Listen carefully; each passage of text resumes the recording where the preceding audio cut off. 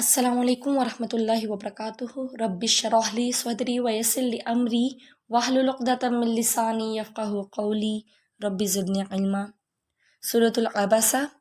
بسم اللہ الرحمن الرحیم۔ عبس وتولی ان جاءہ الاعمی وما یدریک لعلہ یزکی او یذکر فتنفعہ الذکری اما من استغنی فانت لہ تصدی وما علیک الا یزکی واما من جاءک یسعی وہو یخشی فانت عنہ تلہی کلا انہا تذکرہ فمن شاء ذکرہ۔ ان آیتوں کا شان نزول یہ ہے کہ آپ صلی اللہ علیہ وسلم کے پاس قریش کے کچھ بڑے بڑے سردار بیٹھے تھے جن کو آپ صلی اللہ علیہ وسلم تبلیغ دے رہے تھے، اور اسی دوران ایک نابینا صحابی ابن مکتوم رضی اللہ عنہ آپ صلی اللہ علیہ وسلم کے پاس تشریف لائے۔ انہوں نے ان کو اپنی طرف متوجہ کیا، لیکن آپ صلی اللہ علیہ وسلم جو زیادہ کنسرنڈ تھے اس وقت، یا جو زیادہ توجہ دے رہے تھے، وہ ان لیڈرز کی طرف دے رہے تھے جو اس وقت وہاں پہ بیٹھے ہوئے تھے۔ اب ہم سب جانتے ہیں کہ ہر معاشرے میں کچھ طبقے ہوتے ہیں۔ کچھ لوگوں کا زیادہ ہائی سٹیٹس ہوتا ہے ایز کمپیئر ٹو ادرز، کچھ لوگوں کا لو سٹیٹس ہوتا ہے۔ کچھ لوگ زیادہ انفلوئنس رکھتے ہیں اپنے ارد گرد کے لوگوں پر، ان کا ایک اثر ہوتا ہے، لوگ ان کو پسند کرتے ہیں، ان کو ایڈمائر کرتے ہیں، ان کو آئیڈیلائز کر رہے ہوتے ہیں، تو وہ کیا کرتے ہیں کہ آٹومیٹیکلی ان کے فٹ سٹیپس کو فالو کرنے لگ جاتے ہیں۔ جیسے کہ اگر ہم اس زمانے کی بات کریں تو حضرت عمر رضی اللہ عنہ تھے، ابو جہل تھا، اسی لیے نبی پاک صلی اللہ علیہ وسلم نے اللہ تعالیٰ سے دعا کی تھی کہ ان دونوں میں سے کوئی ایک اسلام قبول کر لے، اور حضرت عمر رضی اللہ عنہ نے اسلام کو قبول کر لیا تھا۔ تو یہ جو آپ صلی اللہ علیہ وسلم کا ایک رویہ تھا کہ جب حضرت عبداللہ ابن مکتوم نبی پاک صلی اللہ علیہ وسلم کے پاس تشریف لے کر آئے تو آپ صلی اللہ علیہ وسلم کے چہرے پہ تھوڑی سی ناگواری ہوئی۔ وہ اس لیے ہوئی کہ حضرت عبداللہ ابن مکتوم جو تھے وہ نابینا تو تھے لیکن وہ سن سکتے تھے، ان کو بھی یہ آئیڈیا ہو گیا تھا کہ نبی پاک کے پاس سردار بیٹھے ہوئے، نبی پاک ان کو تبلیغ دے رہے ہیں، لیکن انہوں نے نبی پاک کو اپنی طرف متوجہ کیا، جس کے وجہ سے نبی پاک کے چہرے پہ تھوڑی سی ناگواری آئی اور انہوں نے ان کی طرف دیکھا، لیکن دوبارہ سے سرداروں سے جو بات کر رہے تھے اس بات کی طرف متوجہ ہو گئے، اور حضرت عبداللہ ابن مکتوم جو تھے وہ وہاں سے چلے گئے۔ لیکن آپ صلی اللہ علیہ وسلم کا یہ جو انداز تھا، ویسے تو دیکھا جائے کہ یہ ایک دائی کا نارمل انداز ہے، جو بھی کسی کو دین حق کی دعوت دینے والا ہے،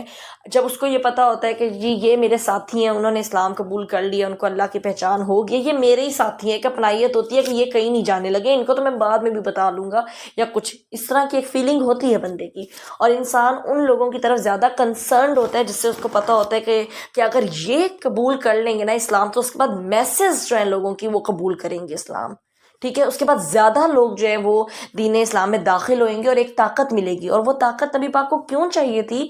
کہ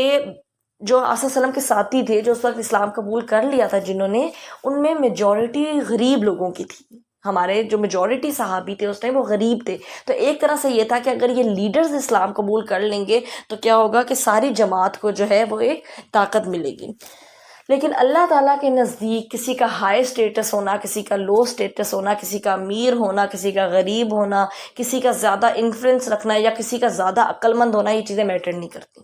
اللہ تعالیٰ کے نزدیک میٹر کیا کرتا ہے کہ کون اللہ تعالیٰ سے ڈرنے والا ہے، کس کو اللہ تعالیٰ کی پہچان ہے، کون دین پر عمل کرنا چاہتا ہے، کون اپنی آخرت سنوارنا چاہتا ہے، کون اللہ تعالیٰ کے سامنے کھڑے ہونے سے ڈرتا ہے۔ اللہ تعالیٰ کے نزدیک صرف یہ چیز میٹر کرتی ہے، اور اللہ تعالیٰ کے نزدیک کسی بھی انسان کی امپورٹنس کیا ہے، وہ انہی بیسس پہ ہے کہ کون اللہ اور اس کے رسول صلی اللہ علیہ وسلم سے محبت کرتا ہے،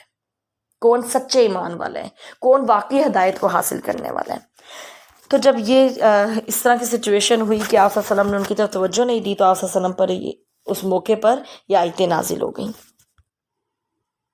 آیتوں کا ترجمہ کیا ہے کہ اس سے تیوری چڑھائی اور اس نے منہ پھیر لیا، کہ اس کے پاس ایک نابینا شخص آیا، اور کیا بتائیں ہم آپ کو کہ شاید وہ پاک ہو جاتا یا وہ نصیحت حاصل کرتا تو فائدہ دیتی اسے نصیحت، اور رہا وہ جو بے پرواہی کرتا ہے تو آپ اس کی طرف توجہ ہوتے ہیں۔ تو اللہ تعالیٰ نے ایک طرح سے نبی پاک کی کریکشن کرنا چاہیے، جب اللہ تعالیٰ کسی سے بڑا کام لے رہا ہوتا ہے یا کسی کا رتبہ یا اس کی اہمیت اللہ تعالیٰ کے نزدیک زیادہ ہوتی ہے، تو اللہ تعالیٰ پھر اس انسان کی، کیونکہ نبی پاک بھی بشر تھے، ایک انسان تھے، تو اس کی پھر کوئی تھوڑی سی بھی کوئی خامی کوتاہی جو ان سے ہو جائے، اللہ تعالیٰ اس کی فوراً سے کیا کرتے ہیں، کریکشن کرتے ہیں۔ تو اللہ تعالیٰ فرماتے ہیں وما علیک الا یزکی، کہ یہ آپ کے ذمہ نہیں ہے کہ آپ کسی کو پاک کریں، آپ کا کام کیا ہے، بس دین کو بتا دینا، پیغام پہنچا دینا۔ اگر کوئی پاک ہونا چاہتا ہے تو وہ پاک ہوگا۔ آپ کسی کو زبردستی پاک نہیں کر سکتے، آپ کسی کو زبردستی جو ہے نا اس کو دین اسلام میں نہیں داخل کر سکتے۔ آپ کسی کے لیے مطلب خود کو اتنا زیادہ پریشان کرنے کی آپ کو ضرورت نہیں ہے کہ اگر کوئی بے پرواہی کرتا ہے، کسی کوئی غفلت میں ہی رہنا چاہتا ہے، کوئی اللہ تعالیٰ کی بات کو، اللہ تعالیٰ کی آیتوں کو امپورٹنس ہی نہیں دے رہا، تو آپ اس کے پیچھے پریشان ہوتے رہے اور خود کو جو ہے مطلب پریشان کرتے رہے، تو اس کی ذمہ داری آپ پہ نہیں ہے۔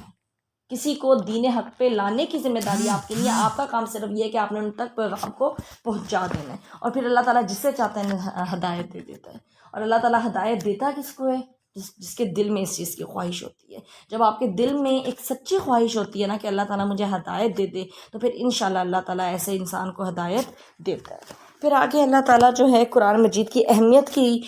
کے بارے میں بات کرتے ہیں کہ یہ تو ایک نصیحت ہے، تو جو کوئی اس سے نصیحت حاصل کرنا چاہتا ہے وہ کر لے۔ یہ عزت والا ہے، یہ پاکیزہ ہے، یہ بلند مرتبے والا ہے۔ ایک طرح سے قرآن کی اہمیت کا بتایا جا رہا ہے کہ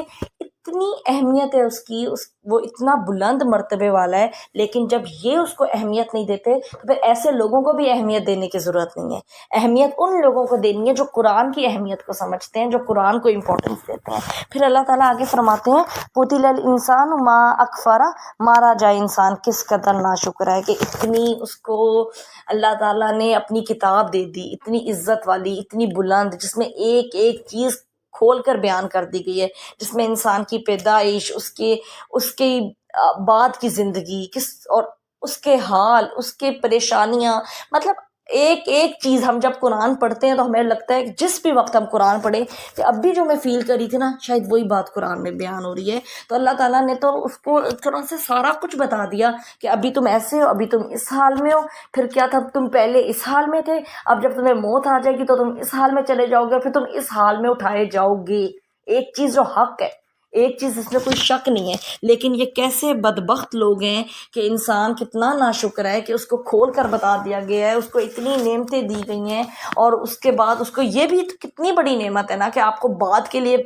بتا دیا جائے کہ یہ انجام ہونا ہے، ٹھیک ہے، یا یہ آپ کا اچھا انجام ہے، یہ برا انجام ہے، آپ نے اس کی تیاری یوں کرنی ہے۔ تو یہ کتنی بڑی اللہ تعالیٰ کی نعمت ہے کہ اللہ تعالیٰ نے ہمیں اس دنیا میں بھیج کر ایسے چھوڑ نہیں دیا، جہاں ہمارے کھانے کا انتظام کیا، ہماری خوراک کا انتظام ہے، ہمارے رہنے سہنے کا، ہمارے سکون کا انتظام ہے، وہاں اللہ تعالیٰ نے ہماری ہدایت کا بھی انتظام کیا۔ فزیکل نیڈس کے ساتھ ساتھ اللہ تعالیٰ نے ہماری جو اسپرچول نیڈ ہے اس کی بھی جو ریکوائرمنٹ ہے اس کو پورا کیا ہے قرآن کے ذریعے۔ آگے اللہ تعالیٰ انسان کی پیدائش کے بارے میں ذکر کرتے ہیں کہ یہ کس چیز سے پیدا کیا گیا، کہ انسان خود پر غور نہیں کرتا کہ وہ کیا تھا، ٹھیک ہے۔ پھر اللہ تعالیٰ نے اس کو کس طرح بنایا، پھر اس کو راستہ دکھایا، یعنی راستہ دکھانے سے مراد یہاں پہ ہم یہ بھی لے سکتے ہیں کہ کیسے اللہ تعالیٰ نے اس کو زندگی گزارنے کا راستہ دکھایا، یا اس سے مراد یہ بھی لیا جا سکتا ہے کہ کس طرح وہ اپنی ماں کے پیٹ سے اس دنیا میں باہر آتا ہے۔